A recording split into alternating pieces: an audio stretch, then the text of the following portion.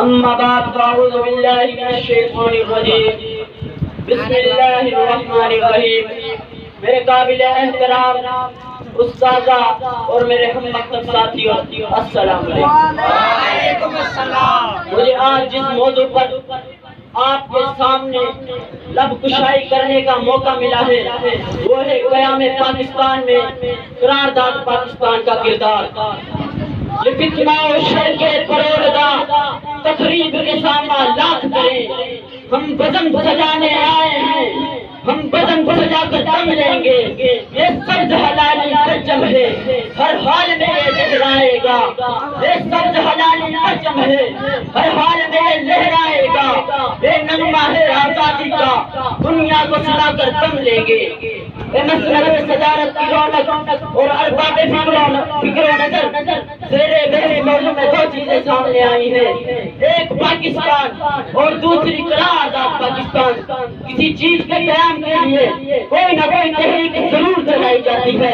تحریک ایسے لاہیا عمل کو کہتے ہیں جو کسی فرد، گروہ یا قوم کے مفاد اور ان کے حقوق کی حفاظت کے لیے چلائی جاتی ہو۔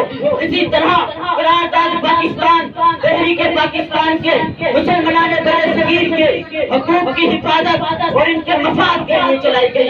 اب ہم اس طرف آتے ہیں کہ تحریک پاکستان میں قیام پاکستان نے کیا کردار ادا کیا۔ ہاں کسی کام کو پایا تکمیل تک پہنچانے کے لیے ایک ضرورت محسوس کی جاتی ہے۔ اس ضرورت کے پیش نظر ایک خاکہ تیار کیا جاتا ہے۔ ایک خاکہ آگے چل کر ایک نظریہ کی شکل اختیار کر جاتا ہے، ایک منصوبہ کی شکل اختیار کر جاتا ہے۔ یہی منصوبہ، یہی خاکہ، یہی نظریہ منصوبے کو پایا تکمیل تک پہنچانے کے لیے ایک بنیادی حیثیت رکھتا ہے۔ اسی طرح قرارداد پاکستان میں تشکیل و قیام بھی پاکستان میں یہی حیثیت رکھتی ہے۔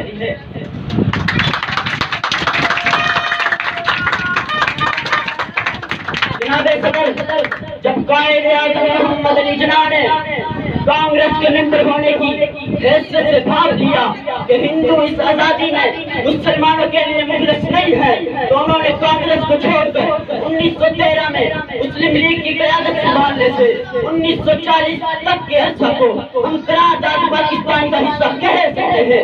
اسی عرصہ میں حضرت علامہ محمد اقبال، مولانا محمد علی جوہر، مولانا حسرت روحانی، خواجہ قمرالدین سیالوی اور حضرت فضل حق خیر آبادی، پیر سید جماعت علی شاہ اور علامہ غفور الدین ہزاروی جیسی عظیم رہنما شخصیتوں نے مسلمان بر صغیر کے لیے ایک علیحدہ قوم مسلمان کے تصور کو اجاگر کیا اور مسلمانوں میں ایک جذبہ پیدا کیا، الگ وطن کی لہر پیدا کی اور ان کو غلامی کی زنجیروں سے نکالنے کا عہد کیا اور بتایا کہ غلامی میں ناکام آتی ہے شمشیریں نہ تدبیریں، جو ہو کے یقین پیدا تو کٹ جاتی ہے زنجیریں۔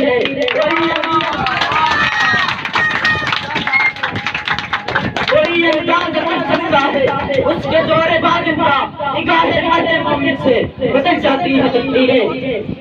جناب صدر، 23 مارچ 1940 کو لاہور میں منعقد ہونے والے ایک شاندار اور تاریخی اہمیت کے حامل اجلاس میں ایک قرارداد منظور کی گئی، جس میں وعدہ کیا گیا کہ مسلمان بر صغیر کے لیے ایک علیحدہ قوم پاکستان ہونا چاہیے، ایک علیحدہ ملک پاکستان ہونا چاہیے جو ان علاقوں پر مشتمل ہو جہاں مسلمان اکثریت میں آباد ہے۔ اسی قرارداد کو قرارداد پاکستان کا نام دیا گیا۔ یہی قرارداد 1946 میں مسلم لیگ کی شاندار انتخابی جیت کا باعث بنی۔ یہی قرارداد ایک خاص منزل کا روپ دھار گئی۔ اس منزل تک پہنچنے کے لیے لاکھوں مسلمان بے دردی سے شہید کر دیے گئے، ہزاروں ماں کے بچے، ہزاروں ماں کی گود اپنے بچوں سے محروم ہو گئی اور بہن کے معصوم بچے چھین کر ریزوں کی انگلیوں پر اچھالے گئے اور پھر پاکستان زندہ باد کے نعرے بلند کرنے پر مجبور کیا گیا۔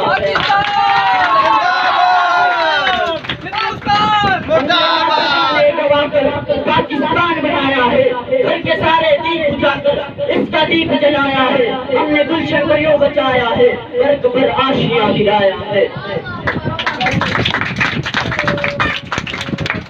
وہ پھول سا بچہ اپنی ماں کے خواب برادر پاکستان کی نسل پاکستان میں سکھ کا سانس نہ لے سکا، مگر ہم اس کی عظمت، اس کی بہادری، اس کی شہادت اور اس کی ماں کے حوصلے کو، جس نے اپنی آنکھوں کے سامنے اپنے لال کو نیزے کی نوک پر تڑپتے دیکھا، خراج محبت پیش کرتے ہیں، کیونکہ برادر پاکستان کے لیے اس ایک بچے کی قربانی کی وجہ سے آج سینکڑوں بچے اس ملک پاکستان میں سکھ کا سانس لے رہے ہیں۔ پھر میں یہ کیوں نہ کہوں، چلتا ہے بندہ تو چلے میری رگوں پر، خودی بیچ کے اپنے میں کبھی جھک نہیں سکتا، مٹنے کو یہ دنیا بھی مٹ سکتی ہے لیکن تاریخ کے اور آگ سے میں مٹ نہیں سکتا۔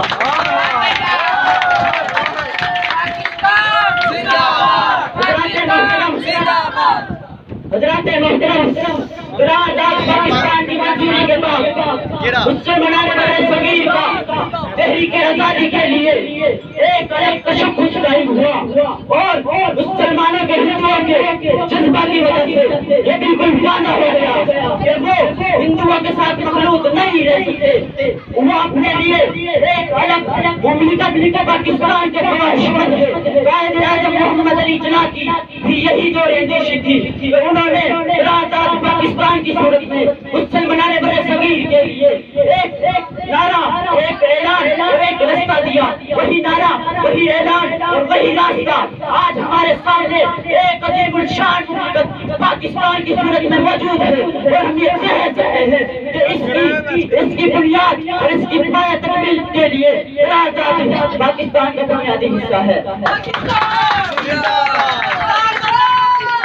کسی سے نہیں اتنی الفت ہمیں جتنی وطن سے محبت ہمیں، اور آخر میں آپ کو ایک پیغام دینا چاہتا ہوں کہ نہ خود کو اتنا حقیر سمجھ کہ کوئی تم سے حساب مانگے، نہ خود کو اتنا ذلیل سمجھ کہ کوئی رک کے کہے یہ تم سے یہ وفائے اپنی ہمیں لٹا دو، یہ وطن ہمیں اپنا تھما دو۔